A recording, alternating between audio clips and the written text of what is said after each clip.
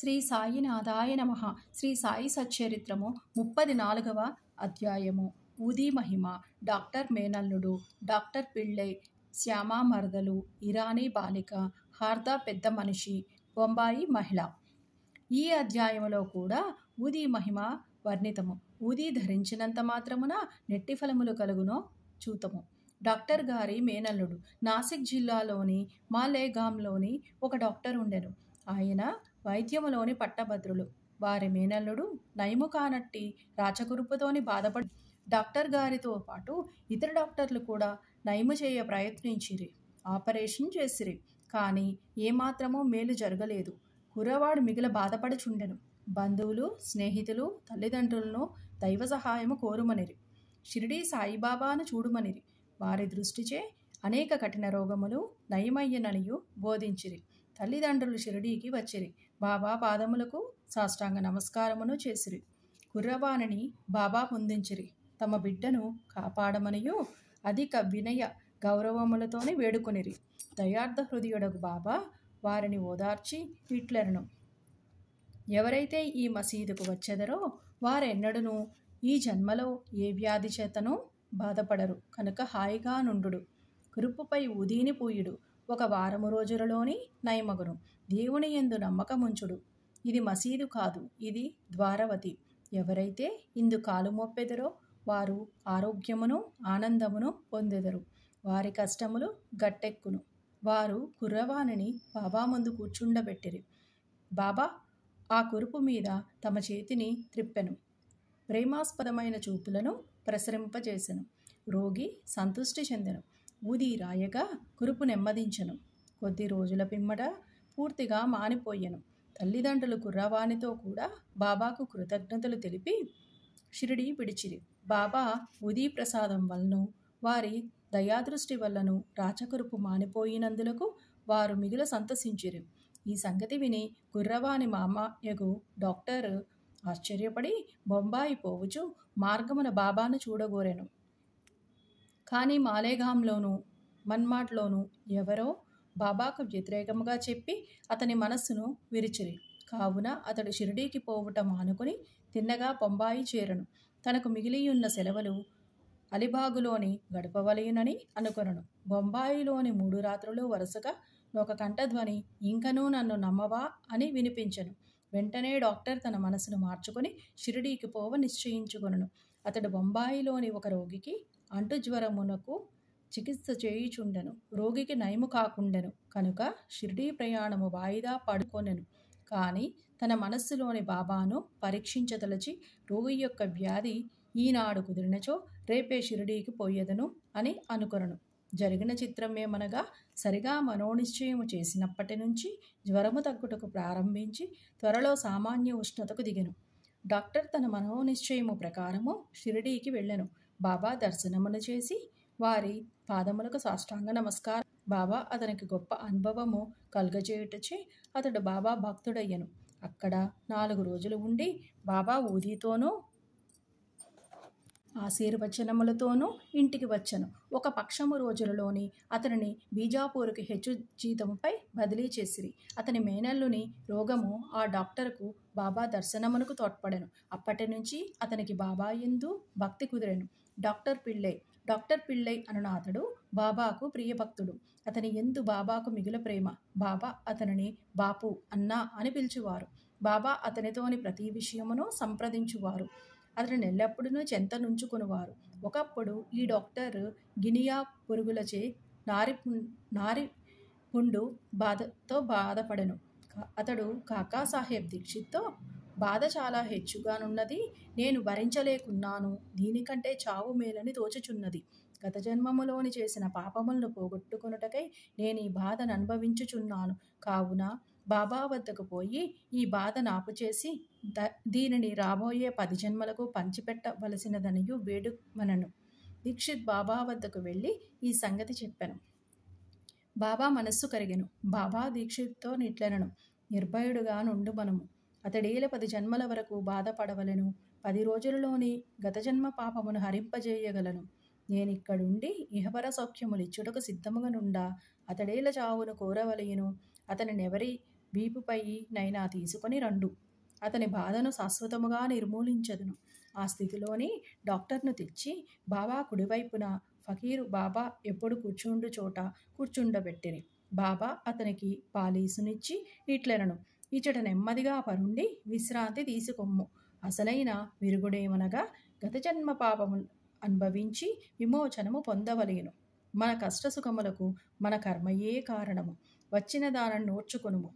అల్లాయే arch తీర్చువాడు. కానీ ఎల్లప్పుడూ ధ్యానించుము.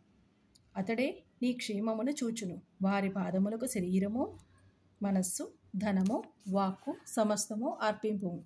అనగా సర్వస్య శరణాగతి వేడుము. అటుపై వారే చూడుము. నాన్నాసాహెబు కట్టెననియు కానీ గుణమివ్వలేదనియు డాక్టర్ పిళ్ళే చెప్పెను. బాబా ఇట్లనను, నానా తెలివి తక్కువవాడు, కట్టు విప్పుము, లేనిచో చచ్చదవు. ఇప్పుడే ఒక కాకి వచ్చి పొడుచును, అప్పుడు నీ కురుపు నయమగును. ఈ సంభాషణ జరుగుచుండగా అబ్దుల్ వచ్చి మసీదు శుభ్రము చేసి దీపములు బాగు చేయుచుండగా అతని కాలు సరిగా పిళ్ళే కురుపు మీద హఠాత్తుగా పడిగను. కాలు దానిపై అబ్దుల్ కాలు పడగానే అందులో నుంచి 7 పురుగులు నొక్కబడి బయటపడెను. బాధ భరింపరానిదిగా నుండెను. డాక్టర్ పిళ్ళే బిగ్గరగా నెడ్వసాగెను. కొంతసేపటికి నెమ్మదించెను. అతనికి ఏడ్పు, నవ్వు ఒకటి తరువాత ఇంకొకటి వచ్చుచుండెను. బాబా ఇట్లనను, చూడుడు, మన అన్న జబ్బు కుదిరి నవ్వుచున్నాడు. పిళ్ళే కాకి ఎప్పుడు వచ్చినను? బాబా ఇట్లు జవాబునిచ్చెను, నీవు కాకిని చూడలేదా? అది తిరిగి రాదు. అబ్దులే ఆ కాకి. ఇప్పుడు నీవు పోయి వాడాలో విశ్రాంతి కొను. నీవు త్వరలో బాగయ్యెదవు. ఊది పూయట వలన దానిని తినుట వలనను ఏ చికిత్స పొందకయే, ఔషధమును పుచ్చుకొనకయే వ్యాధి పూర్తిగా 10 రోజులలోనూ బాబా చెప్పిన ప్రకారం మానిపోయెను. శ్యామ మరదలు. శ్యామ తమ్ముడు బాపాజీ సావులు విహిర్ దగ్గర నుండువాడు. ఒకనాడతనికి భార్యకు ప్లేగు తగిలెను. ఆమెకు తీవ్రమైన జ్వరం వచ్చెను. చంకలో 2 బొబ్బలు లేచెను. బాపాజీ శ్యామ వద్దకు పరిగెత్తుకుని వచ్చి సహాయపడమనెను. శ్యామ భయపడెను. కానీ యథాప్రకారము బాబా వద్దకు వెళ్ళెను. సాష్టాంగ నమస్కారములు చేసి వారి సహాయమును కోరెను. వ్యాధిని బాగు చేయమనియు ప్రార్థించెను. తన తమ్ముని ఇంటికి పోవుటకు అనుజ్ఞనిమ్మనను. బాబా ఇట్లనను, ఈ రాత్రి సమయమందు వెళ్ళవద్దు. ఊది పంపుము. జ్వరమును గాని బొబ్బలను కానీ లక్ష్య పెట్టవలసిన అవసరము లేదు. మన తండ్రియును యజమానియును ఆ దైవమే. ఆమె వ్యాధి సులభముగా నయమగును. ఇప్పుడు వెళ్ళవద్దు. రేపటి ఉదయము వెళ్ళుము. వెంటనే తిరిగి రమ్ము. శ్యామకు బాబా ఊదియందు సంపూర్ణ విశ్వాసముండెను. బాపాజీ ద్వారా దానిని పంపెను. బొబ్బలపై దానిని పూసి కొంత నీళ్లలోని కలిపి త్రాగించిరి. దానిని తీసుకున్న వెంటనే బాగా చెమట పట్టెను. జ్వరం తగ్గెను. రోగికి మంచి నిద్ర వచ్చెను. మరుసటి ఉదయము తన భార్యకు నయమగుట చూచి బాపాజీ ఆశ్చర్యపడెను. జ్వరము పోయెను. బొబ్బలు మానెను. మరుసటి ఉదయము శ్యామ బాబా ఆజ్ఞ ప్రకారము వెళ్ళగా ఆమె పొయ్యి దగ్గర తేనీరు తయారు చేయుచుండటం చూచి ఆశ్చర్యపడెను. తమ్ముని అడుగగా బాబా ఊది ఒక్క రాత్రిలోనే ఈ బొబ్బలను బాగు చేసెనను. అప్పుడు ఉదయం వెళ్ళు, త్వరగా రమ్ము అను బాబా మాటల భావము శ్యామ తెలుసుకొనగలిగెను. టీ తీసుకుని శ్యామ తిరిగి వచ్చెను. బాబాకు నమస్కరించి ఇట్లనను, దేవా, ఏమి నీ మాయ, ఏమి నీ ఆట? మొట్టమొదట తుఫాను లేపి మాకు అశాంతి కలుగచేసెదవు. తిరిగి దానిని శాంతింపజేసి మాకు నెమ్మది ప్రసాదింతువు. బాబా ఇట్లు జవాబిచ్చెను, కర్మ యొక్క మార్గము చిత్రమైనది. నేనేమి చెయ్యకున్నను నన్నే సర్వమునకు కారణభూతినిగా నెంచెదురు. అది అదృష్టమును బట్టి వచ్చును. నేను సాక్షిభూతుడను మాత్రమే. చేయువాడు ప్రేరేపించువాడు దేవుడే. వారు మిక్కిలి దయార్థ హృదయులు. నేను భగవంతుడును కాను, ప్రభువును కాను. నేను వారి నమ్మకమైన బంటును. వారినెల్లప్పుడూ జ్ఞాపకమును చేయుచుందును.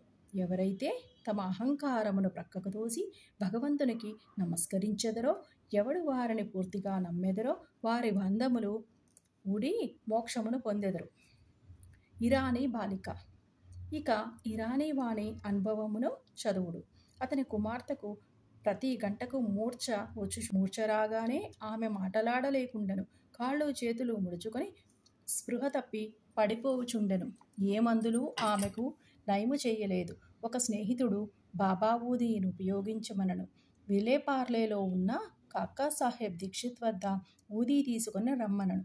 ఇరానీ వాడు ఊదీని తెచ్చి ప్రతిరోజు నీటిలో కలిపి త్రాగించుచుండెను. మొదట ప్రతి గంటకు వచ్చు మూర్ఛ 7 గంటలకు ఒకసారి రాసాగెను. కొద్ది రోజుల పిమ్మట పూర్తిగా నిమ్మళించెను. హార్దా పెద్ద మనిషి. హార్దాపుర మధ్య పరగణాలు నివాసియగు వృద్ధుడొకడు మూత్రకోశములోని రాయితో బాధపడుచుండెను. అట్టి రాళ్ళు ఆపరేషన్ చేసి తీసెదరు కనుక ఆపరేషన్ చేయించుకొమ్మని సలహా ఇచ్చిరి. అతడు ముసలివాడు, మనోబలము లేనివాడు, ఆపరేషన్ కొప్పుకొనలేకుండెను. అతని బాధ ఇంకొక రీతిగా బాగు కావలసి ఉండెను. ఆ గ్రామపు ఇనాముదారు అచ్చటకు వచ్చుట తటస్థించెను. అతడు బాబా భక్తుడు. అతని వద్ద బాబా ఊదీ ఉండెను. స్నేహితుడు కొందరు చెప్పగా వృద్ధుని కుమారుడు ఊదీ తీసుకొని దానిని నీళ్లలో కలిపి తండ్రికిచ్చెను.